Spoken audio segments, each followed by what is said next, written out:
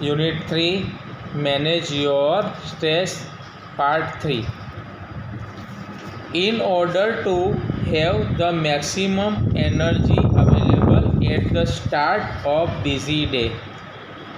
કહેવાનો મતલબ છે in order to have the maximum એટલે વધુમાં વધુ એનર્જી એટલે શું થાય છે ઉર્જા વધુમાં વધુ ઉર્જા અવેલેબલ એટલે પ્રાપ્ત હોય છે at the start of busy day વ્યસ્ત દિવસની અંદર પણ સૌથી વધુ ઉર્જા પ્રાપ્ત હોય છે આઈ હેવ નો એક્સેપ્ટેશન ક્યારે જો તમે કોઈ એક્સેપ્ટેશન ના રાખો તો હવે જે થવાનું છે એ થવાનું જ છે જ્યારે થવાનું છે ત્યારે થવાનું જ છે પરંતુ તમારે કોઈ ખોટી એક્સેપ્ટેશન રાખશો એની મૂંઝવણો થાય છે એન્ડ આઈ વિલ ડીલ એટલે જે થવાનું છે with your whatever happens જે થવાનું છે વેન હેપન જ્યારે થવાનું છે એઝ એ ફોર્મ ઓફ મંત્ર અને આ જ મંત્ર એટલે આ તમારો ફોર્મ્યુલા છે મંત્ર છે એને યાદ રાખવાનું છે એને ધ્યાનમાં રાખવાનું છે કયો મંત્ર જ્યારે થશે ત્યારે થશે અને જે થવું હશે એ જ થશે એ આપણે ભાગવદ્ ગીતામાં બી લખેલું છે યુ વિલ નોટિસ હાઉ તમે નોંધજો તમે ધ્યાન રાખજો how your body start relaxing ને આટલા ખાલી મંત્ર જપવાથી તમારી શરીર તમારી બોડી એક આરામદાયક રિલેક્સ અનુભવશે તમને એકદમ કમ્ફર્ટેબલ લાગશે relaxing at the thought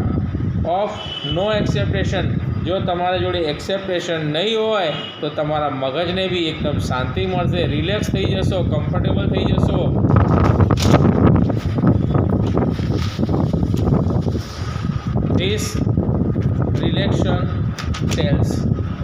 this રિલેક્શન અને આ જે રિલેક્સ છે થવાથી ટેલ્સ કહે છે you that you have just stop તમે સ્ટોપ રોકી દેશો જસ્ટ રોકી દેશો શું રોકી દેશો યોર સેલ્ફ તમારી જાતે ફ્રોમ ટુ ધ વેસ્ટિંગ એટલે નકામું વેલ્યુએબલ એનર્જી તમારી જે કિંમતી એનર્જી છે એને નકામી થવાથી તમે રોકી દેશો માત્ર કયા આ મંત્રથી કે ખોટી એક્સેપ્ટેશન હવે રાખવાની નથી યુ વિલ ફીલ તમે અનુભવશો શું અનુભવશો કામર એટલે કે શાંતમય મેન્ટલી માનસિક રીતે તમને શાંતિ આવશે શાંતિ લાગશે એન્ડ ઇમોશનલી સંવેદનાની દ્રષ્ટિએ પણ એઝ ટુ ધ કન્સિક્વન્સ એટલે તમને શું લાગશે શાંતિનો અનુભવ થશે તમારી એકાગ્રતા નહીં હોય બગડે અને તમને શાંતિમય વિચારસરણીથી જે કાર્ય છે સુખમય રીતે પૂરું કરી શકશો એટલે તમારી આંતરિક ભાવનાઓને આ રીતે કંટ્રોલ કરીને તમે વિચારને સ્ટોપ કરી દો ઓકે ચલો થર્ડ પાર્ટ થઈ ગયો છે પાર્ટ 4 નેક્સ્ટ વિડીયોમાં થેન્ક યુ